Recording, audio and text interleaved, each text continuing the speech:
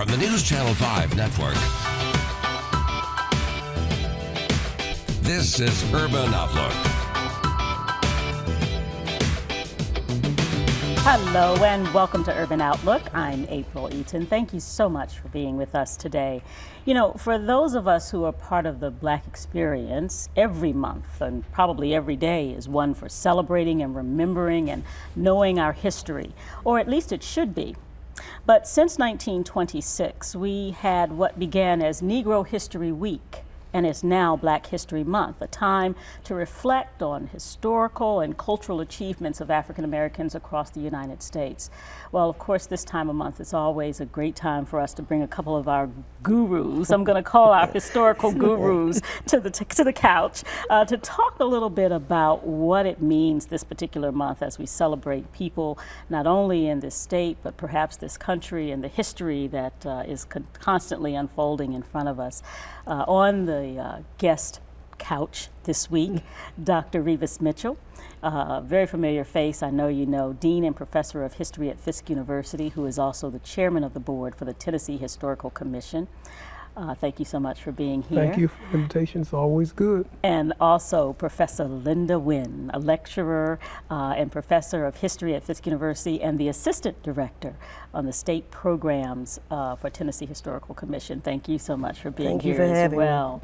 So as I said, you know, this is the month where we across the country celebrate, although we as a people, this is an everyday thing for us, right? But maybe give us just a little taste of the history of Black History Month, if you could. Well, I think what's very important and what Carter Woodson was working at, my history is not homogenous.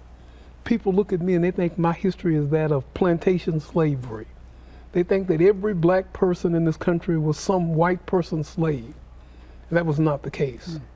And even in slavery, we were as different as our situations were. I always tell people being in slavery is like being in a dysfunctional family. So Carter Woodson wanted African Americans, he wanted white Americans to know that we were part of the fabric of this country. So he instigated Black History Day and Black History Week and the Negro History Journal. I think here in Tennessee it was Nashville's history, and again that same sort of thing happens. People think Nashville was a huge plantation. Nashville was not Memphis. There were not plantations. When the settlers came in, the Robertsons and the Donaldsons, yes, they brought their slaves, they brought their property, but they didn't have time for them to be working farms and whatever. They had to be explorers, they had to be settlers. They were just as much as a part of the settlement as all other groups. You know, talk about some of those famous Tennesseans, I guess, those historical Tennesseans that made a difference and contributed to that settlement and how we got to where we are. Well, when you look at the settlement and you had people who were free and those who were enslaved. You had people like Jack Civil, for example. Who made a significant contribution. You know, when you're talking about the period of the founding of Nashville, as you go through that period, you have people, you know, like in the 1850s with Sarah Estelle, who had a catering company on Fifth Avenue, and she basically catered to the white community. There were any number of African Americans or people who were enslaved and those who were free, who made significant contributions to the history of Nashville. My area is more the civil rights period. And certainly when you get to that period, I always stress that civil rights didn't begin in the 1950s. It begins way before that. It's just a leg on that freedom struggle. A lot of people say that the movement is over. I argue that the movement is not over. It may have taken a different direction in the present time that we're in, but certainly when you look back in the 1850s, we talk about the sit-ins in the 1960s. Well, you had sit-ins in the 19th century. You talk about the freedom rides. There was a freedom ride in the 19th century. You talk about boycotts. you know, everyone looks at the boycott beginning in Montgomery in 1950, December the 1st, when Rosa Parks was one of at least 4 women in that period who refused to give up a seat on the bus. But Linda, call the significant names of people here that you would consider significant in the Nashville Civil Rights Movement. In the Nashville Civil Rights Movement, where I was going was, if you look at people like Diane Nash, certainly she is extremely significant. If you look at women like C.E. Magruder, who is certainly significant with her work with the NAACP youth group. If you look at women like Dorothy Brown, she's certainly significant, not only in terms of civil rights, but being the first African-American woman to serve in the Tennessee General Assembly. Yeah. She's also significant, and she only served 1 term, because she was way ahead of her time in terms of women's reproductive rights. Yeah. There was women like, served as a Speaker Pro Tem, Lois DeBerry, for example, who was very significant in Tennessee history, in the Civil Rights Movement, not necessarily in Nashville, but in Memphis. So, you know, when you look, there's so many different people that you can talk about and highlight. But you know, with history, Linda, as you help me understand, if you're African American, not every name is written down. Exactly. Some names weren't written down.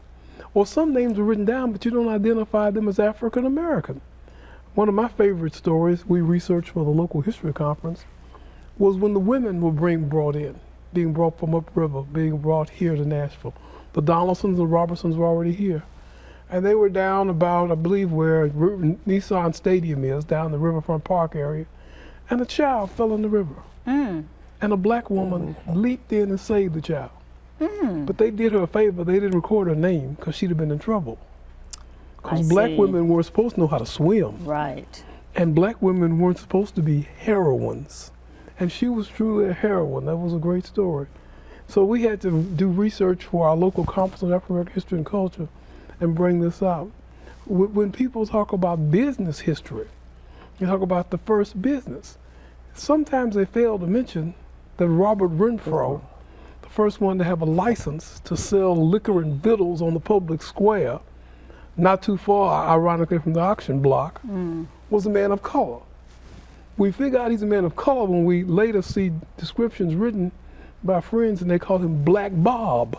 That sort of a tell-off. So with African American people in our history, you have to dig in, you have to pull us out to make sure we're included in the fabric. Yeah. We're in the fabric. And in Nashville, Linda just mentioned Sarah Estelle and her ice cream parlor, or the Stone Sisters, the first black women to have a beauty salon in Nashville, and they catered to white women, and they brought the art of pressing hair with the flat to Nashville. All of this. Or, you know, you could mention the first black beauty inspector, Eva Bowman, which, you know, is a name that... I've not heard that name. Okay, that is another person that we researched for the local conference on African American history and culture, and she just happened to have been a member of my church. Wow. So see, as historians, it's your kind of gig to know all this stuff, right? And research and dig. But when you're a family, trying to make sure that you expose your children, or just yourselves, to the important facts of history, give us an idea from a historian's perspective how you go about doing that and finding all these wonderful nuggets and stories about the people who are the fabric of this community. Well, I think with now, especially for our children, when we send them into the larger community, which unfortunately is trying to weed them out. You don't have any place here. Your ancestors were slaves. Right. If your ancestors could be bought and sold like a piece of property, what does it say about you? So it's with pride to know my ancestors were those who contributed to America. And so 30 years ago, we started talking about the stoplight, and we started talking about soles on shoes and all those type of things. But it's everyday life. We were participants. We are a part of. America wouldn't be America without me. What do you think? You know, I often tell my students, you talk about, you know, how do you find these little pieces of nuggets? You need to talk to your parents, you need to talk to your grandparents, you need to talk to your great-grandparents if you have them. They are somebody more than just Nana. Grandma, Nana. Okay?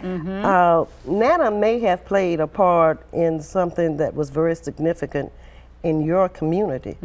How do you find these people? You need to start talking to people in your family, people in your community that you consider just ordinary, everyday people, but they may have made some significant contributions that they don't talk about. Right. And if we don't ask, it'll never get told. It will never be told. Right. And I think that's very important because it helps, I think, to solidify the family. It helps to increase what we know about our heritage in particular. And, you know, we're always looking for those famous people. Right. But sometimes it's the not-so-famous folk that have made the huge difference. That have made that very huge difference, and we don't look. Let's take a quick break, and when we come back, I want to talk about specifically how the Tennessee Historical Commission is trying to make sure those stories continue to get told and some of the work that you all may be doing to help share those stories. We'll be right back after this. Stay with us.